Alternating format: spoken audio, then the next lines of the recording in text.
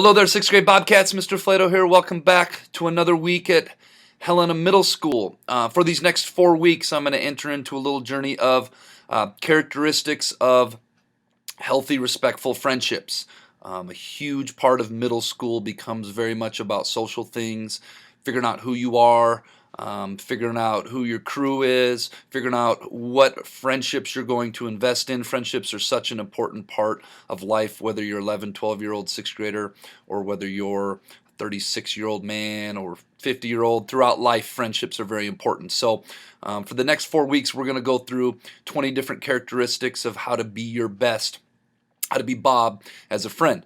These were answers from my first year 3 years ago that kids gave me when I reached out to them and said, what are characteristics that you look for in healthy friendships? So when you hear me reference that, that's what this is about. So these are coming from middle school kids themselves. So on that note, let's get rocking and rolling. Hope you guys make it a great week at the Helena Middle School. As I mentioned, this week's B.O.B lesson is going to be characteristics of healthy friendships. But first, let's be our best this week at HMS. Let's be safe, let's be responsible, let's be respectful, and let's be a learner. Oh, and if you're in Mr. Kepler's advisor, let's be an artiste. All right, well, I compiled you guys' list, and thank you guys for doing that. This was so awesome. I was able to compile the ideas that you left me in the B.O.B box in the counseling office, and some of you had some outstanding comments there, and I was able to compile the top 20, and I added a few in of my own, and we came up with a list, and for the next few weeks, we're going to be talking a little bit more in depth about these friendship characteristics. So the first one, and this was probably the one that I saw the most. Of course, it's trustworthiness, or can you be trusted? Trustworthiness is the ability to be relied on for something important. This could be something that is secretive, private, or sensitive in nature. A lot of times if you have friends, you want to confide in them, but you're not going to confide in them if you can't trust that they are going to keep that between you and them. If you can't be trusted as a friend, you may as well be a stranger. That's probably the number one characteristic of friendship that I found was so many of you put trustworthiness down. Trustworthiness was probably the most popular answer in the B.O.B box I received, meaning it's pretty easy to say it's a prerequisite for virtually every person in this school when they're looking at friendship. And the other thing about trustworthiness that I think is very important to think about is it has to be earned over time. When you meet somebody new, maybe for some of you 6th graders, when you met somebody from a different school for the first time and you had lunch with them at their table, it took a while. You didn't really know who they were. It takes time to earn trustworthiness.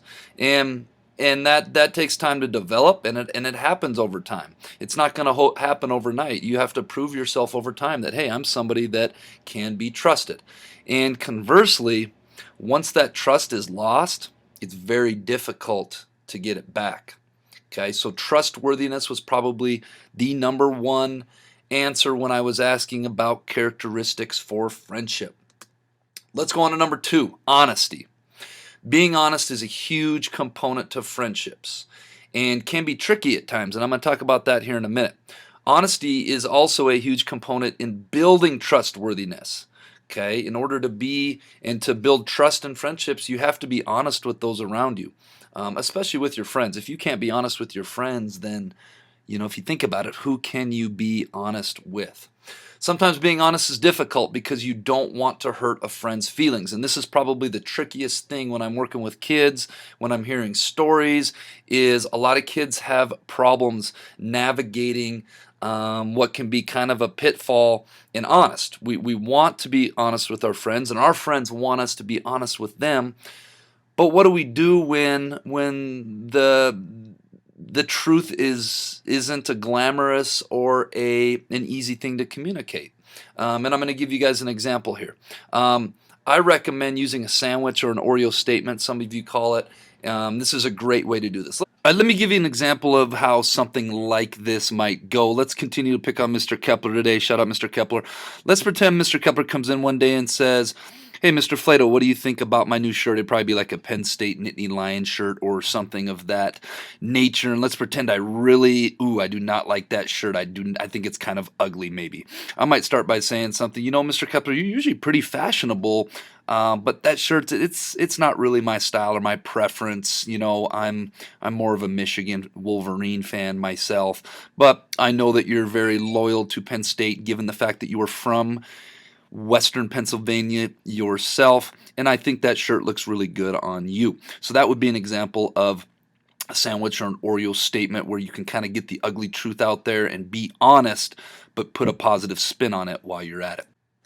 All right, folks, quick question for you in your classrooms. I have here a glass of water, and let's pretend that this glass of water the glass holds 16 ounces, okay? Now let's also pretend that this glass has 8 ounces of water in it, okay? So I have a question for you, and I want you to just think about it to yourself. Is this glass half empty, or is this glass half full? Okay, maybe real quick, if you think this glass is half empty, please raise your hand right now. All right? If you think this glass is half full, I want you to raise your hand right now. Okay, now I know that we are all in middle school, and we all know that the answer is both, because the glass holds 16 ounces, we have 8 ounces of water. 8 is exactly half of 16, so the answer is both full, and half empty. Okay, but I'm not getting at that. We're talking about friendships today. Okay, and unfortunately, there are so many negatives and sad things everywhere in life. You look around, and you can find it. Get on the internet, get on Facebook, get on the news, and there's just tough information out there everywhere. Okay, when we think of good friends, we don't think of somebody that brings us down every day. We think of someone that is fun and positive to be around. Think about it. You want to be around people that are fun and positive. That's who you want to surround yourself with if you're a fun and positive person. I've never seen people that pick out friends and I say, well, why are you friends with Mariah, or why are you friends with Sally, or why are you friends with Michael? Oh, because they're pretty negative and gloomy. I never hear that. It's why are you friends with these people? Because they're fun and positive to be around.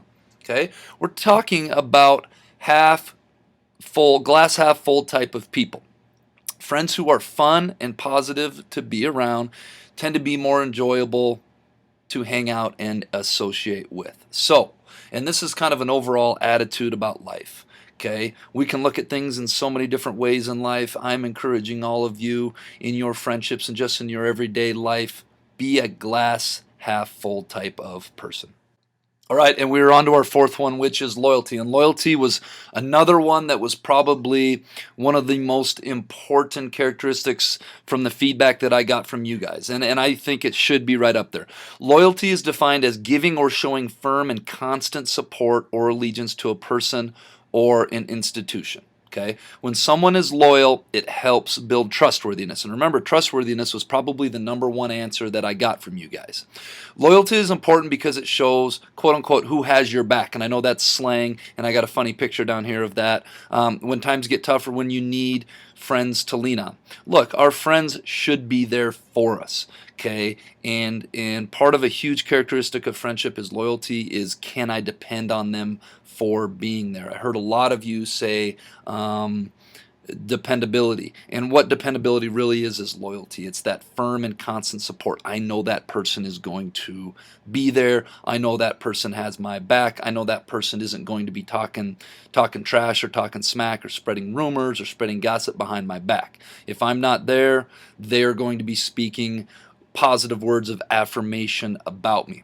And I have a couple little pictures down here that I thought were cool. We'll start with the one on the left. Loyalty isn't gray. We're talking about gray. We're not talking about color. We're talking about a metaphor.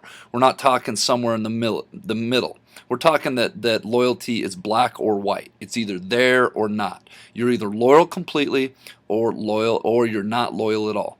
And people have to understand this. You can't be loyal only when it's convenient from you.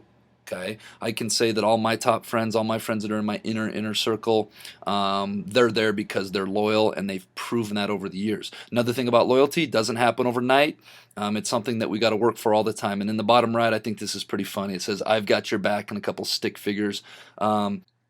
All right, and the fifth one and the last one we're going to discuss today is, of course, respectful. I saw this one a lot. Top friendship characteristics, a lot of people put they have to be respectful. And this shouldn't come as a shock to anyone. It's one of our universals here at HMS, and for a good reason. When I talk about being respectful, I think it's my favorite and most important in my eyes. They're all important, but I think being respectful is the most important universal.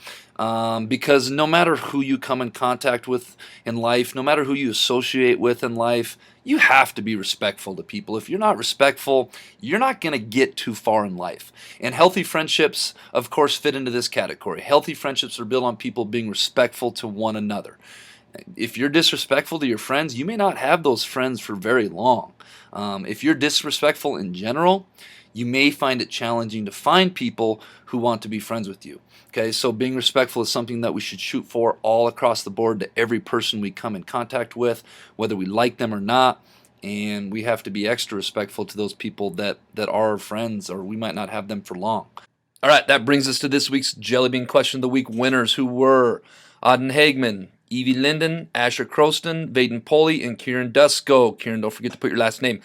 The answer to last week's Jellybean Question of the Week was February, because it has the least amount of days. Sixth grader special Jellybean Question of the Week for you. In this next skit that comes courtesy of the Puppet Club, which of the 5 friendship characteristics do you feel and why is being represented in this short skit? Good luck. Hey Haley, this is my friend George. We met on Fortnite. Do you want to play with us? Hi. Sure. Yeah. Hi. Want to be friends? Sure, hey. Yeah, let's all play friends. Do you guys want to hang out with me? Yeah. Yeah. Yay, alright. Well, let's head to my house and play some Fortnite. Lit. Yeah. Hey guys, how are you doing? I want to go play Fortnite too. Okay. Okay. Okay.